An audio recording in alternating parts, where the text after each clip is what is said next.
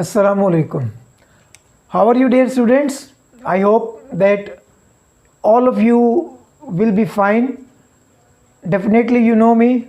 I am Rizwan Halil, and you are watching the Physics Gurus YouTube channel. Today, we will discuss another learning outcome of unit number 26, radioactivity of O-level physics 5054. And the learning outcome which will be under discussion today will be learning outcome A, and this is definitely lecture number 4 of unit number 26.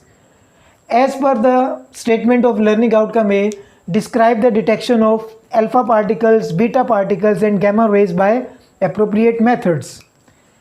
Before we proceed, or before we learn the methods for the detection of alpha particles, beta particles and gamma rays, we definitely should keep some points in our mind which were made by the scientist after performing experiments with radioactive elements. We will use a word absorber. Absorber means it can be a paper or a plastic sheet which can absorb radiation, or it can be a aluminium sheet which can absorb radiation, or it can be a lead sheet which can absorb radiation. So as per their conclusions or their experimental results, they have concluded that alpha particles can be stopped by paper or sheet. Beta particles can be stopped by 3 to 5 millimeter aluminium sheet, and gamma rays can be stopped by 2 to 3 centimeter thick lead sheet.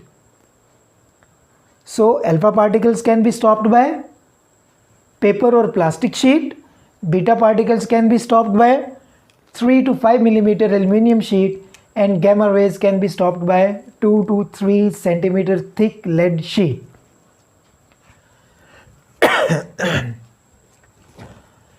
Now we have considered a radioactive source over here. Definitely radioactive source will emit radiation. We have placed a GM tube in front of radioactive source and there is no absorber over here. This will be the step number 1, that there will be no absorber between the GM tube and radioactive source, and we will measure the radiation emitted by the radioactive source for a particular time. Let's suppose we are going to measure the radiation emitted by a radioactive element per minute. So we have measured this value for the radiation emitted by the radioactive element, that is 20,000 counts per minute. What is the value? 20,000 counts per minute. So this value was the direct value. What does it mean? That between GM tube and source there was no absorber. So what was the value? 20,000 counts per minute. Now what we have done, that we have placed 3 absorber, plastic or paper sheet, 3 to 5 millimeter thick aluminium sheet, and then 2 centimeter thick lead sheet. This radioactive element is emitting 3 types of radiations: alpha particles, beta particles and gamma rays. Alpha particles are represented by this circle, black field, beta particles with negative sign, and obviously gamma rays are represented by rays. We have placed GM tube after each absorber as well, so that it can measure the value of radiation after passing through that particular absorber. So what was the initial reading? It was 20,000 counts per minute. Now you can see that when alpha particles passes through this thin or plastic sheet, the reading of GM tube falls to, suppose, 12,000 counts per minute. So this is a significant change or significant decrease in the reading or in the value or in the count rate. What was the initial count rate? It was 20,000 counts per minute. And after placing the paper, we have detected that radiation by GM tube. Then this count rate from 20,000 counts per minute has dropped to 12,000 counts per minute. So it is a significant change. And this change shows that paper has stopped alpha particles. Let's suppose if reading was, let's suppose it might be 90,750 counts per minute, then no particles were stopped by paper. It means alpha particles were not present over there. So if the reading will be 12,000 counts per minute, then definitely this is a significant decrease in the count rate. So what we have concluded that paper or plastic has stopped or absorbed the alpha particles. Now you can see from this diagram that beta particles has passed as well as gamma rays has passed through the plastic or paper sheet. You can see alpha particles were emitted, but on this part there are no alpha particles. So what does it mean? That alpha particles are stopped or absorbed by thin plastic or paper sheet. But you can see easily over here that beta particles are present over here as well as gamma rays are present over here. So it's mean thin plastic sheet or paper sheet cannot stop beta particles and gamma rays. Beta particles or gamma rays can easily penetrate through thin plastic or paper sheet. Obviously, thin plastic or paper sheet as well as skin of the human being can stop alpha particles. So now what was the reading?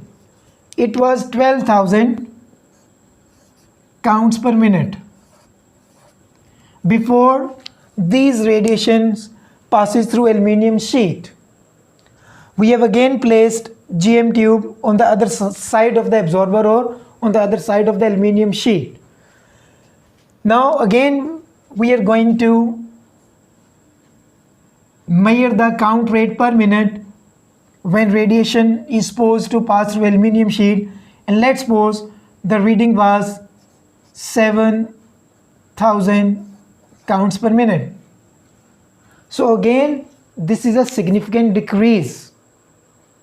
Again this is a significant decrease or significant drop in the count rate.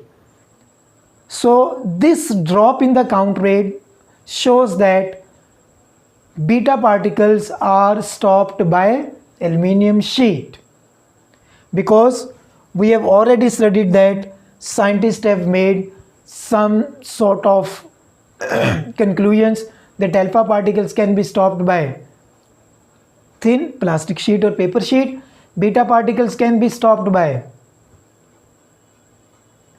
thin aluminium sheet 3 to 5 millimeter, and gamma rays can be stopped by 2 to 3 centimeter thick lead sheet. So initial reading was 12,000 count per minute before these radiations passes through aluminium sheet, and after passing through the aluminium sheet the GM tube is now showing 7,000 counts per minute. So it means there is a significant change and aluminium sheet has stopped the beta particles. Now you can see that alpha particles were not present over here, but beta and gamma rays were present over here.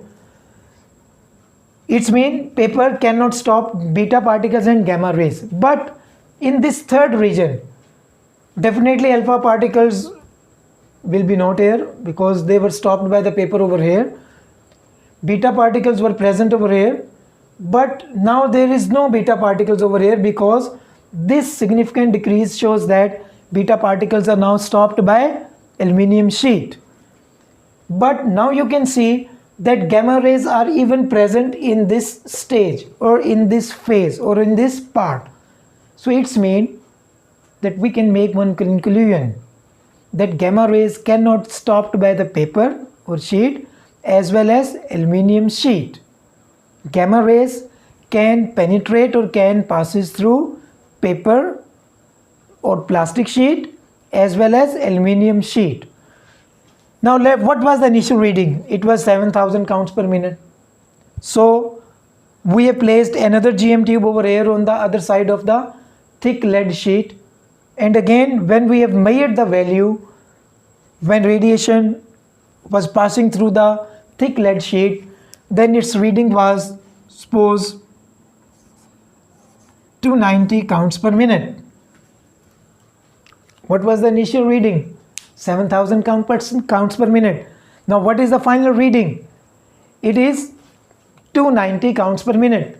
Again, this is a very significant change or very significant decrease in the count rate. So what will be the conclusion? The conclusion is that lead has stopped gamma rays, or in other words we can say that gamma rays cannot penetrate through lead. This is the reason. This was the radioactive source and this was the shielding of lead, so that radiation cannot spread all around and cannot affect its hazards or dangerous effects on human bodies or other things present in the environment as well. So what we have made the conclusion by this activity, that alpha particles can be stopped by thin plastic or paper sheet or skin, beta particles can be stopped by aluminium sheet 2 to 5 millimeter and 3 to 5 millimeter, and lead can stop 2 centimeter thick lead can stop gamma rays. Now in next part of this lecture number 4, we will learn that if a question is being asked in the examination, that how we can verify that radioactive element has emitted alpha particles or beta particles or gamma particles. So let's proceed towards next phase of this lecture number 4. Okay, now we will proceed towards second step of this learning outcome, that if a question is being asked in the examination, that how we can verify that a radioactive element emits alpha particle, beta particle or gamma rays, then how we can verify the emissions of different types of radiations. So there are few common steps which are common among all the detection of these type of radiations. We will proceed, then I will let you know that how we can distinguish between the emission of alpha particles, beta particles and gamma rays. So let's proceed towards the procedure. The very first step, which is common between all these three types of detection of radiation, that without source, without placing source, take reading for the background radiation with GM tube or any other counter. You might specify the name of counter as well, but commonly used counter is GM tube or GM counter. So what was the very first step? That without placing any radioactive source in front of GM tube, we will switch on the GM tube and will note down the reading for background radiation. Step number 2, it is not like that we can continue to note down the reading for 5 minutes, for 10 minutes, for 20 minutes. No, we have to specify a specific time for the particular type of reading. What does it mean? That we may take the background reading for 1 minute or 2 minutes. So there should be a specific time for which we have to count the background radiation. So take reading for a specific time, that is 100 counts per minute when I have taken the reading. So I have taken reading per minute. And what was the reading of background radiation? It was 100 counts per minute. Third step, take reading with source. Now place the radioactive source in front of GM tube and then take reading for 1 minute. Why we are considering 1 minute? Because we have taken the background reading for 1 minute as well. So time duration should be same for taking background radiations reading as well as taking reading with radioactive source placed in front of GM tube. So what was the background radiation reading? It was 100 counts per minute. And what was the reading by placing radioactive source in front of GM tube? It was 1100 counts per minute. Now in order to distinguish between the emission of alpha particles, beta particles or gamma rays, we will proceed towards this part of the board. A radioactive source is placed over here. Between GM tube and radioactive source, what we have placed? We have placed a thin plastic sheet or paper sheet, you might say. So this is the radioactive source, this is the GM tube, and between radioactive source and GM tube, what we have placed? We have placed alpha particle absorber. And alpha particle absorber is here plastic sheet or paper sheet. If count rate per minute drops up to 100 counts per minute, then what we can conclude? That alpha particles were being emitted by the radioactive source. Again, radioactive source, GM tube. If reading of GM tube is showing 100 counts per minute, and 100 counts per minute was the reading of background radiation. So if reading is 100 counts per minute, so what does it mean? That paper has stopped the particles emitted by radioactive source. Excuse me. So what was the reading with source in front of GM tube? It was 1100 counts per minute. And when we have placed the paper sheet or plastic sheet in front of radioactive source, then reading drops to 100 counts per minute. It's mean that paper has stopped the alpha particles and source was emitting alpha particles. Okay, now let's proceed towards the emission of beta particles. What was the background radiation? 100 counts per minute.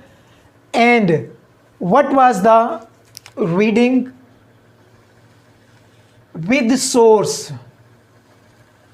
1100 counts per minute. Now we have placed two absorber in front of radioactive source, and obviously here GM tube as well. So after placing paper in front of radioactive detector, the GM tube was giving reading equals to 1095 counts per minute, which is definitely not a very big or not a very significant change. But when we have placed the GM tube in front of 3 millimeter aluminum sheet, then reading drops to 100 counts per minute. This change is not a significant change, but this change is a very significant change. Now count rate has dropped up to 100 counts per minute. And what was 100 counts per minute reading? It was the reading of background radiation. It's mean that aluminium has stopped now beta particles emitted by radioactive source. When we have placed paper, there was no significant change, and what we can make conclusion that alpha particles were absent. When we have placed 3 millimeter aluminum sheet, count rate has dropped up to 100 counts per minute. So what does it mean? That beta particles were present or beta particles were emitted by radioactive source. Now let's proceed towards the third part of the emission of gamma rays. What was the background reading? 100 counts per minute. What was the reading with the source in front of GM tube? 1100 counts per minute. Now we have placed 3 different absorbers in front of radioactive source, and we have measured the reading. After placing the paper or plastic sheet,